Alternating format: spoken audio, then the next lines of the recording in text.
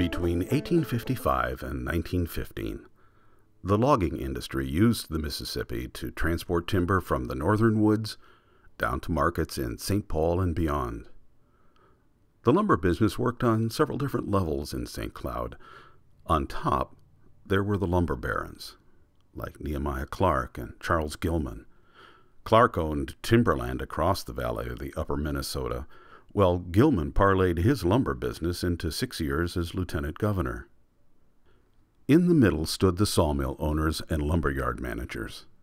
When the logs reached St. Cloud, local sawmills, such as those owned by H.J. Anderson and C.J. Bridgman, turned the raw logs into sawn wood, then supplied local companies that would, in turn, either sell them as lumber for construction or turn them into a finished product.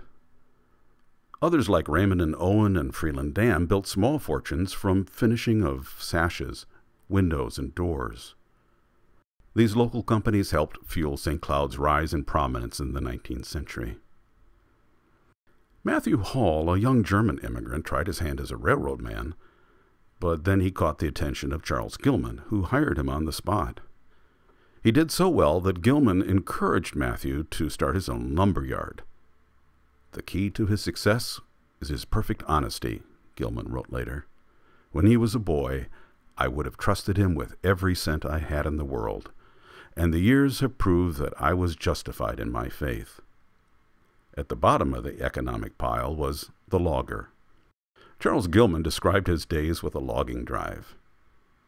In June, when the great mass of logs were being driven down the river, hundreds of the log drivers, all dressed in red blanket suits, would celebrate their homecoming by drinking poor whiskey until they were wild, and then they would paint the town red with their fearful yelling up and down the streets. For several nights, if we slept at all, it was within hearing of their continued yells, 10 times more hideous than dangerous. For drunk or sober, the rough pioneer lumbermen of Minnesota were big-hearted, big-souled men who would do no harm. Then we slept in lumbermen's wanigans and tents on the banks of the river, and ate with them of their delicious baked beans. Local resident Elizabeth Louderman recalled, "The logs backed up the river because they got stuck by the St. Germain Street Bridge. They couldn't get through there. The wanigans," she said, tied up below the dam. These were the place that the log drivers slept. They didn't have any power, only a great big paddle in the back to steer down the river. They always had wonderful cooks. They used to bake the best cookies, and once in a while they would give us one.